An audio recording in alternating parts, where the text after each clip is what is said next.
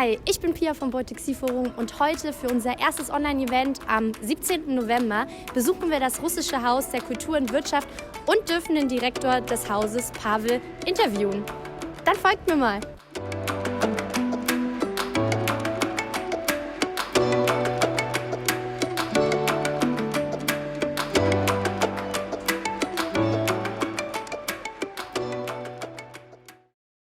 Who are you and what is your responsibility here? My name is Izvolskiy Pavel. I'm Director of Russian Hauses der Wirtschaft und Kultur here in Berlin. And this is the biggest cultural institution in the world, actually, here in Berlin. So Berlin's house, the biggest one. And responsibility, we have a lot of projects, we have a lot of program here.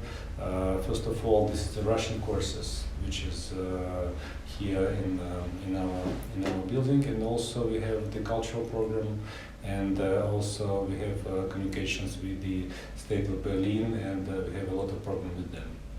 So I can answer for your question for hours and hours, so I don't have so many time for that. Okay. Since when are you the director of the house?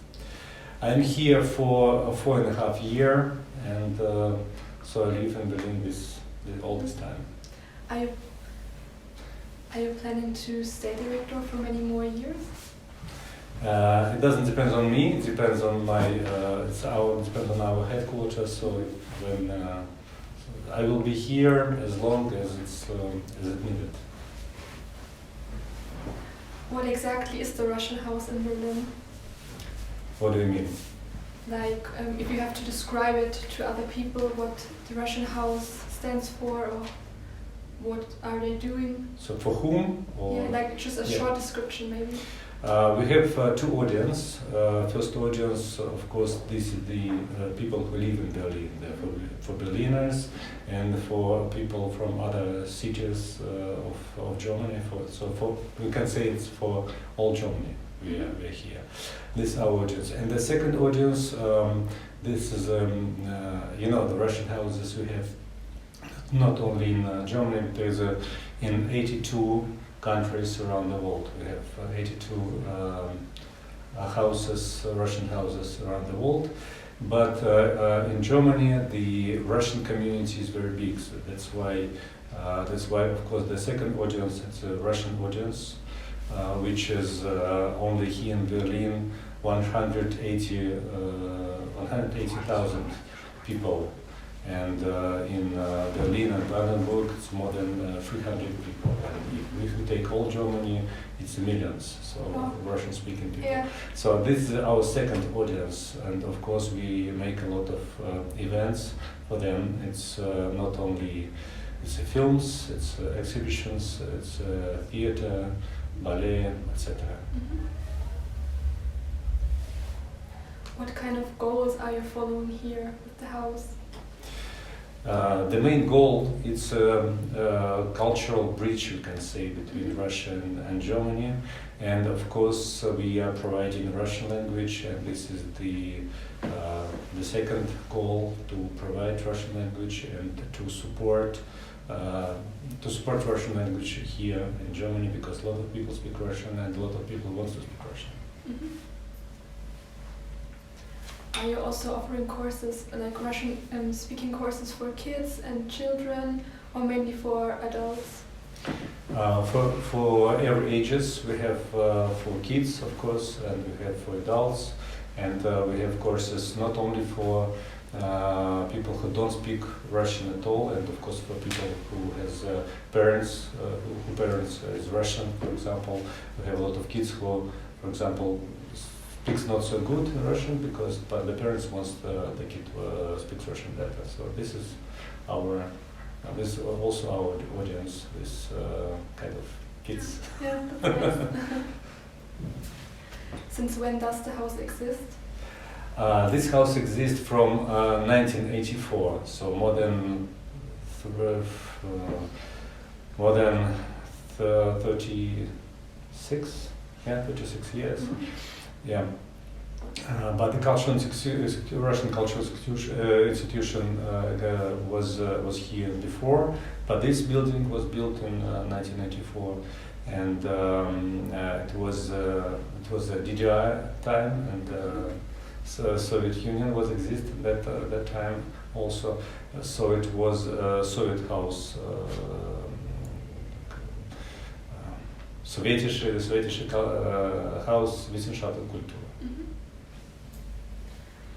Was there a specific reason why the house was built in that time?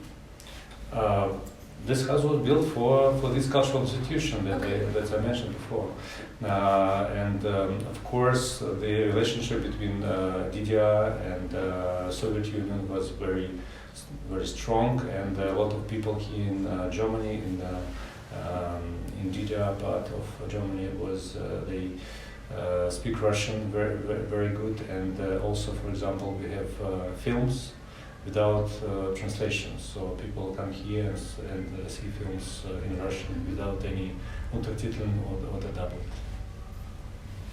subtitles. Yeah. What are your current projects and programs in this house? Actually, we had a lot of projects, and I can describe it hours and hours, as I said before. But of course, Corona time, how to say, cut. We can say cut this program. We cancelled a lot of big events because. We can't bring here artists from Russia. We can't during the lockdown. Even during the lockdown, the house was closed completely. But now we're trying to organize more and more events. I can describe a few of them. These are films. So a lot of films, and we have a cooperation with the Cottbus Film Festival, for example, and we have a mirror of the Cottbus Festival here in Russischen Hauses in Berlin. Also, we have cooperation with the Animation Festival of Berlin. So also we have animation films. And for example, next week we have Russian language week. So it will be a Russian language week. So this week is for teachers of Russian language teachers from all Germany and from the other countries, European countries, and it's we can call it the courses for teachers for Russian. Yeah, so courses, and we do it every year annually. And this is the one of interesting events for people who wants to improve their knowledge in the how to teach, not for people who study language, Russian language, but for people who teaching them. So teachers from entire Germany will be from entire Germany, and also from other European countries, not only from Germany. We can call it European Russian language week. That's nice. Scientific exchange is another important aspect in your job. How do you publicize that to the public? How do you make it known that this exists? We have a lot of programs in this track. For example, we have events for people who want to check their knowledges, for example, in geography, in ethnography, and other aspects. And also we have cooperation with the universities here in Germany. And also we provide, Russian House provide the program for people who want to study in Russia. It's from the courses, 4 weeks courses, till the whole circle from bachelor and then magister and etc. For people who wants to study in Russian, and we have quotes.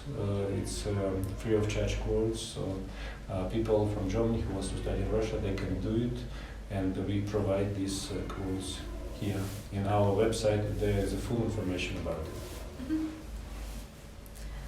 What do you like most about your job? Perfect question. Your perfect questions, and I like the questions also. Actually, what I like the most, I like to talk to people. Mm-hmm. That's why this. I think it's my favorite part of my work, because I communicate with a lot of people. I'm meeting new people, and these communications is bring me good emotions. So I like it. Yeah. How does your day look like? Yeah, the day as they look like. Usually, the biggest part, I can say, the half of the day, maybe more. It's boring stuff. It's paperwork, but some part of it, it's taking part in the events, preparing events, and taking part of the events, and talking to people, and trying to organize something interesting, something special. For example, in a few days we organize events here in the street in front of the Russisch House. It will be lightening of the Christmas tree.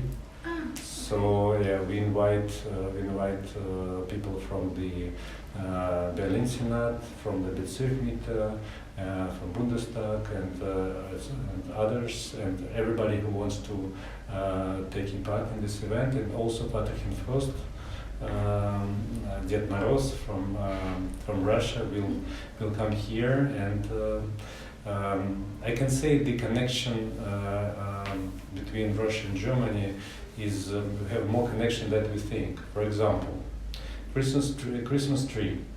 The tradition was brought to Russia by Prussian Princess Charlotte.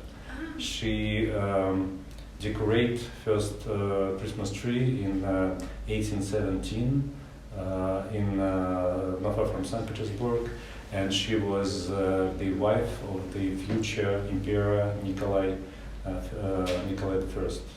So after that, the Christmas tree became a Russian tradition. So, but this tradition was brought from here, from Germany, not only from Germany, from Prussia, from Berlin. Okay, that's interesting. Yeah. What possibilities are there for our international students to maybe work here or do an internship in your house? Of course, we provide some practical job for students who wants to make it.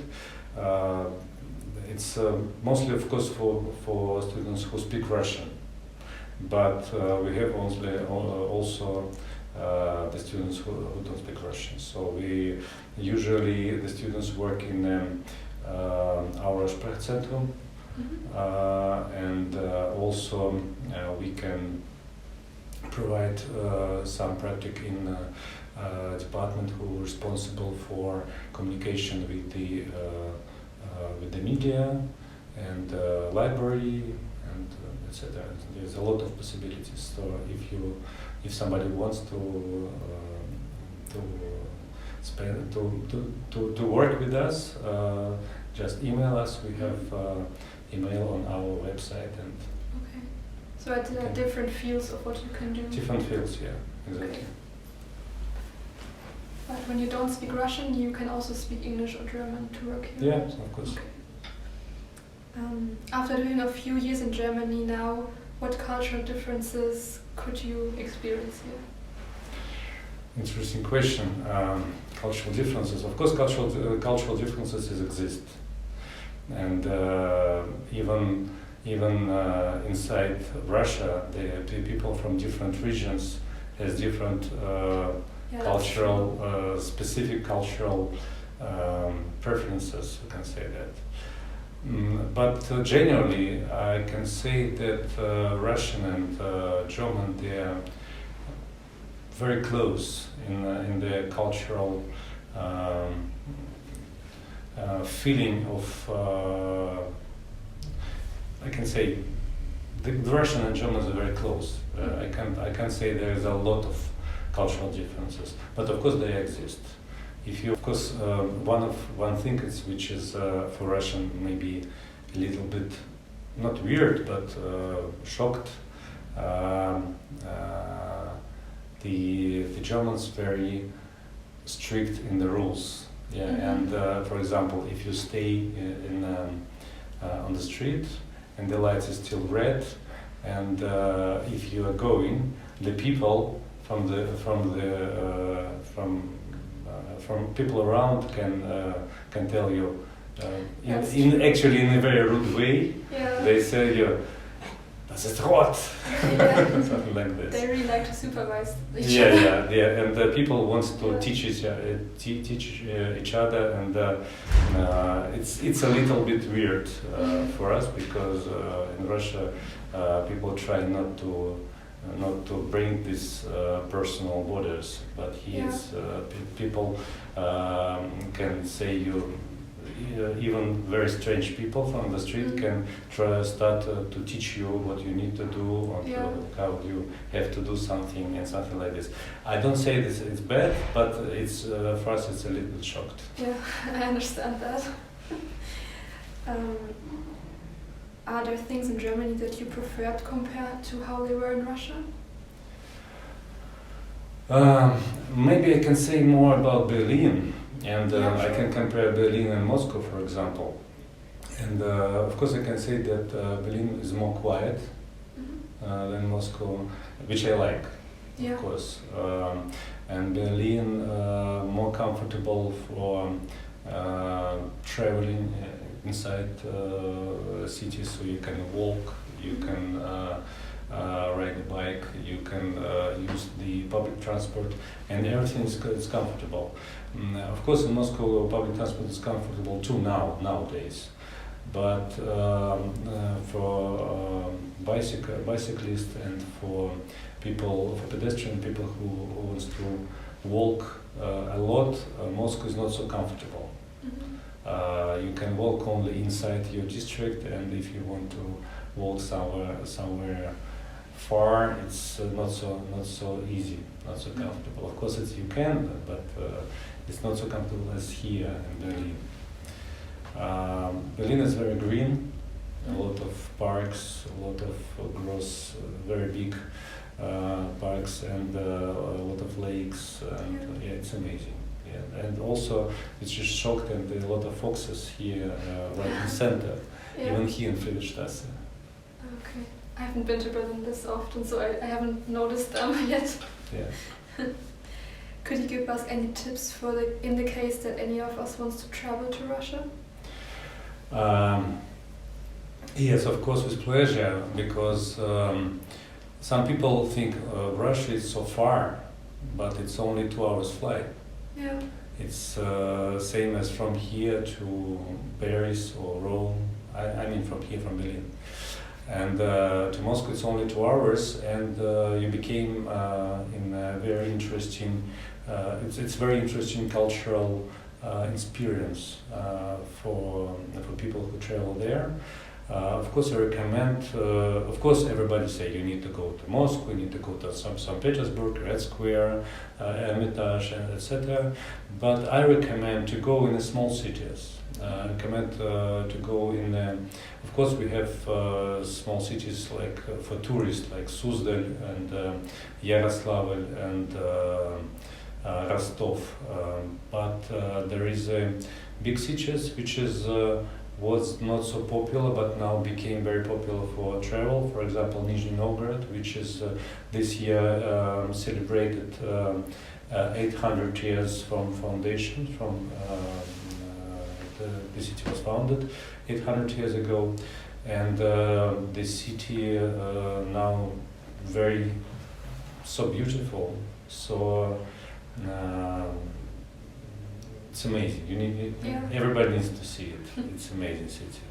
I think it's from this year, after this celebration, after this reconstruction of the city one of the beautiest city of Russia. And of course, better to go in the summertime. This is another tip. But winter time also amazing. It's North Russia, where there's a lot of snow, and for people who likes this snow type of sports and kind of sports, so it's also interesting for traveling. And the Russia is very big, and if you fly only from Moscow to Vladivostok, it's about 10 hours flight same from here to New York.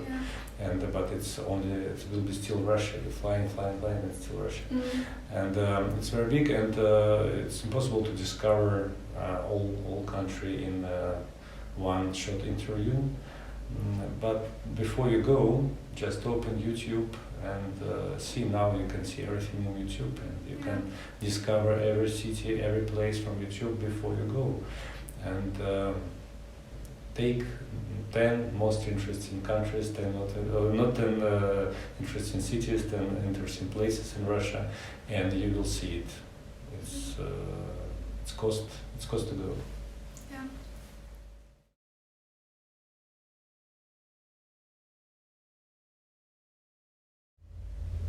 Российский дом науки и культуры в Берлине, как и другие русские дома, предлагают программу для обучения в России для иностранных студентов.